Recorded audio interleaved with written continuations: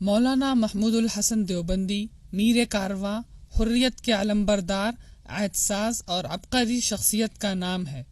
ان کی قربانیاں ناقابل فراموش ہیں۔ حضرت مولانا محمود الحسن دیوبندی کی پیدائش سن 1851 میں بریلی میں ہوئی تھی۔ رحمۃ اللہ علیہ ان کے اساتذہ اور ان کے شاگردوں کے اندر پائی جاتی ہے، وہ ایسی چیز اور ایسا درہ امتیاز ہے کہ کوئی دنیا کے اندر اور ہندوستان کے اندر اس کی نظیر نہیں پیش کر سکتا۔ ان لوگوں نے اپنے ملک کی خدمت کی اور اس کا کوئی معاوضہ ملک سے نہیں لیا۔ شیخ الہند 18 جنوری 1917 کو انگریزوں نے بمبئی سے گرفتار کر کے مالٹا کی جیل میں قید کر لیا، لیکن جنگ آزادی کی دبی چنگاری مالٹا کے جیل میں بھی مدھم نہیں ہوئی۔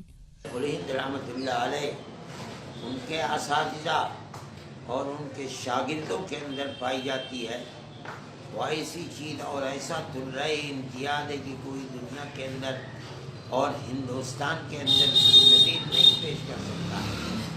ان لوگوں نے اپنے ملک کی خدمت کی اور اس کا کوئی معاوضہ ملک سے نہیں لیا۔ تقریباً 2 برسوں کی قید بامشقت کاٹنے کے بعد 18 جنوری 1920 کو جیل سے آزاد ہو کر ہندوستان پہنچے۔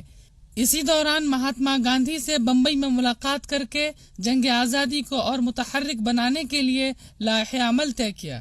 جنگ آزادی میں ان کا کردار یہ رہا کہ سب سے پہلے انگریزوں کے خلاف لڑائی شروع کرنے والے حضرت شیخ الہند تھے۔ انہوں نے ایک تحریک شروع کی جس کا نام دیا گیا ریشمی رومال۔ وہ نام اس لیے دیا گیا کہ جو بھی میسیج ہوتا تھا وہ اس رومال پہ لکھ کے آگے بھیجا جاتا تھا۔ ای ٹی وی بھارت کے لیے دیوبند سے تسلیم قریشی کی رپورٹ۔